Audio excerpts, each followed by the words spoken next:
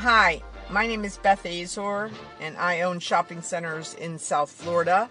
And this is my podcast, I Own a Shopping Center, Now What?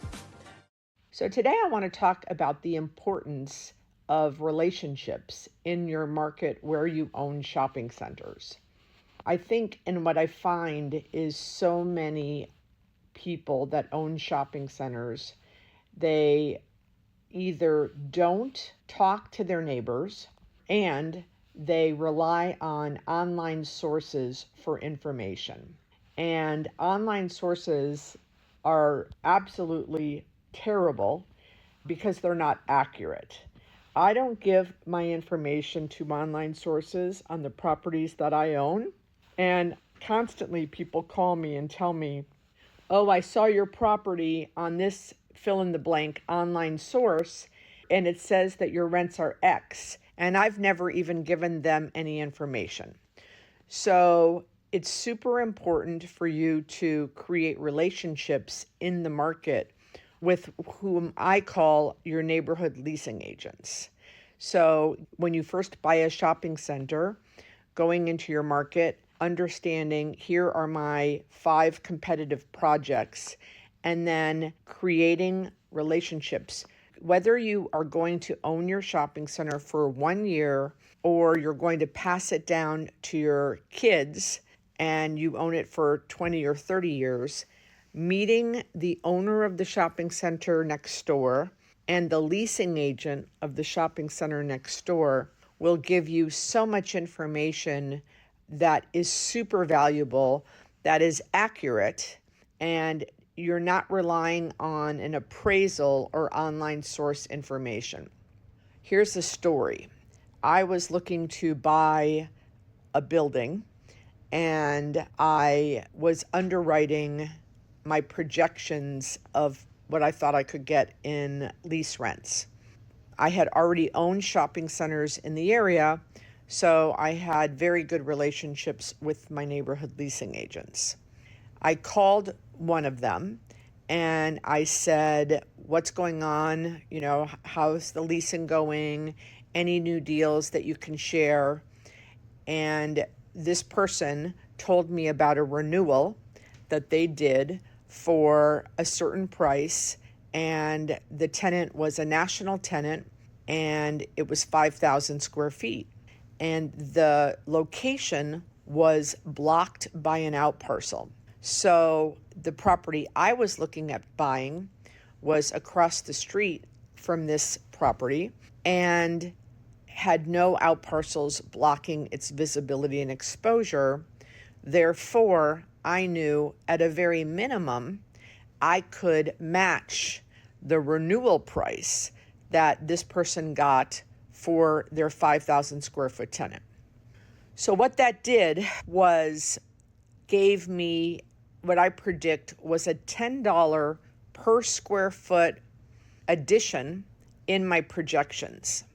So as my competition was looking to underwrite this purchase, I could be a little more aggressive because I knew in actuality what was happening in the marketplace, and I was not relying on historical appraisals, which I think my competition might have been, and certainly what they projected the market rents to be in the area, which were approximately $10 a square foot lower than what I knew to be accurate information in the market. Therefore, I was able to offer a little higher of a purchase price and indeed won the bid against 5 competitors and ended up closing on the deal. It turned out that I was able to get more rent than my friend's rent in the renewal, again, because of the visibility and exposure. However, had I not had the relationship with this person, they would not have been fully transparent with me on renewal rates with a national tenant. Now, that doesn't happen overnight, right? I did not just meet this person once and then start getting this honest communication. It takes time. And as we are buying shopping centers and acquiring portfolios, You have the time to invest in these relationships. It's super important, and it's not something that can be rushed. So whether it's you doing it or your leasing agents doing it, strongly encourage you and for you to encourage your leasing teams to create these relationships, meet with these people, grow these relationships, because the information that you will be able to glean, and again, it's a give and take situation. You can't have your leasing team only ask and not give, right? You have to be transparent in the relationship also. The second thing that is very powerful with relationships with your neighborhood leasing agents, besides rental rate information and CAM information and incentive and abatement information, which are very, very valuable, I host a probably biannual event called the Dead Deal Meeting, where I invite 6 to 8 of my competitive leasing agents, and we have a lunch or a coffee, and we have about a 2-hour meeting where everyone brings to the meeting deals they were not able to do at their properties. For example, they could not do a barber shop because they have a hair salon that has barbers and there's an exclusive.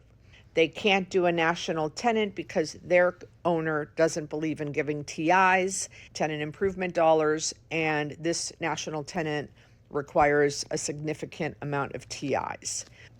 For whatever the reason, they can't do a tenant because they want, like, let's say a rental car company, because the rental car company wants assigned parking spots for their surplus or their rental cars that they need to keep on site. They don't have that kind of parking, but you have that kind of parking. So every agent, the 6 to 8 of us, the neighborhood leasing agents, get together and have a meeting, and we all bring 1 to 2 deals that in the last 6 months we were not able to do. And usually people walk away with really strong leads. We just had this meeting about a month ago, and I'm working with 3 people that I got from that meeting to look at one of my shopping centers in the market. Now, when we don't have the meeting, we encourage communication back and forth, but you get busy in your day and no one's responsible to think of, oh, I wonder if Beth needs this lead.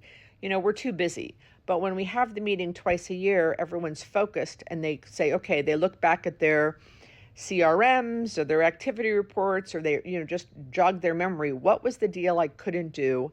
And let me bring that to the table. And with that information, you get the principal's name, the contact information, so you're going straight to the source. And because these prospects were negotiating in your marketplace right across the street, that's a check mark. They've already bought into the market. So creating, cultivating, strengthening these neighborhood leasing agent relationships is very crucial as you own shopping centers in certain markets, and I highly, highly recommend it. All right, so that's it for today. If you like this, please share it with other people who own shopping centers. And if you want me to cover any other topics, please email me or find me on social media, and I'm happy to address the topics that you would like information on. Have a great day.